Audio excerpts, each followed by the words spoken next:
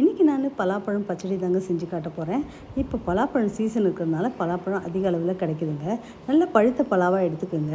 அதை எடுத்துகிட்டு அதனுடைய தோல், அதுக்கப்புறமா அதில் இருக்க கொட்டை, பலாக்கொட்டையெல்லாம் எடுத்து க்ளீன் பண்ணிவிட்டு சின்ன சின்ன பீசஸாக கட் பண்ணிக்கோங்க. இப்போ ஒரு கடாயை அடுப்பில் வச்சுட்டு கொஞ்சமாக எண்ணெய் விட்டுக்கோங்க. கொஞ்சம் கடுகு, கொஞ்சமாக உளுத்தம்பருப்பு போடுங்க. அது பொரிஞ்சதுக்கப்புறமா ஒரு 4 காஞ்ச மிளகா, 2 பச்சை மிளகா உங்கள் காரத்துக்கு கொஞ்சம் ஏற்ற மாதிரி போட்டுக்கோங்க.